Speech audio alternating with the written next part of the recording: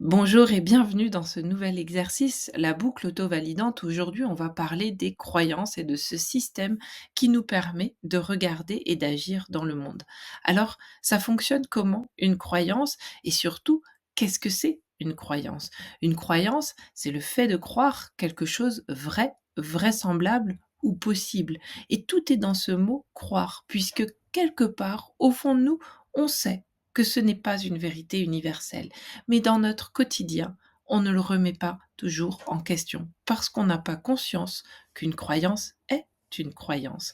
On a parfois tendance à penser que ce sont des vérités universelles qui sont partagées par tous. Alors, les croyances peuvent être aidantes quand elles nous soutiennent, quand elles nous accompagnent dans une vision positive du monde, et puis elles peuvent être, bien souvent d'ailleurs, limitantes quand elles nous handicapent, quand elles nous plombent, quand elles nous font voir le monde avec des yeux négatifs. Et quand on parle du monde, on parle aussi de soi. Parce que les 4 grands types de croyances limitantes, c'est des choses de l'ordre de ce n'est pas possible, je ne suis pas capable, je ne mérite pas, ce n'est pas de ma faute. Alors, on peut toujours se poser la question: en êtes-vous sûr? En suis-je sûr? Est-ce que je suis sûr que je ne suis pas capable? Qu'est-ce que ça changerait d'en être sûr? Surtout, comment je peux savoir si vraiment je suis capable ou je ne suis pas capable? Si vraiment c'est possible ou ce n'est pas possible? Et la vraie question derrière tout ça, c'est comment on peut agir sur une croyance. Une fois qu'on l'a identifiée, comment on peut changer le cours des choses? Alors, on fait tous face d'ailleurs à une forme de boucle auto-validante. Une boucle auto-validante qui part d'une croyance. Par exemple, à cause de mon handicap, je ne peux pas être prise au sérieux. Qu'est-ce qu'elle va engendrer, cette croyance? Puisque quelque part au fond de moi, je sais qu'à cause de mon handicap, je ne peux pas être prise au sérieux. Qu'est-ce qui se passe? Je vais avoir un comportement qui est adapté à cette croyance. À cause de mon handicap, je ne peux pas être prise au sérieux. Donc comme on ne me prend pas au sérieux, quand je suis en réunion projet, je stresse, je perds mes moyens, je bafouille, je fais des erreurs. Et ça va produire un résultat. Un résultat qui est en adéquation avec mon comportement. Par exemple, mes collègues, mon manager ne m'écoute pas et il préfère confier les projets importants à d'autres personnes, à d'autres collaborateurs de l'équipe. Et donc ce résultat, qu'est-ce qu'il produit? Il produit un renforcement de la croyance. Je ne suis pas prise au sérieux, je bafouille, mes collègues ne m'écoutent pas, je ne suis pas prise au sérieux. Donc ma croyance devient ma vérité et je ne vois pas comment je peux en sortir.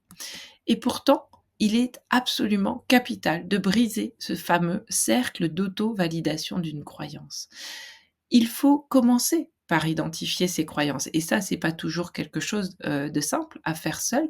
Il faut pour ça chasser toutes les généralisations de langage. Comment, je peux identifier ces croyances? Ça va être toutes ces phrases qui commencent par des généralités, par un «on», par «personne», par «jamais». Je ne suis jamais prise au sérieux. En êtes-vous sûr? À chaque fois que je peux me poser cette question, il y a derrière quelque part l'expression d'une croyance. Essayez de commencer par faire une liste de vos croyances et des résultats, qu'elles produisent à travers vos comportements. Et puis on va essayer maintenant de briser le cercle d'auto-validation et pour ça, on va essayer d'identifier un nouveau résultat idéal à obtenir.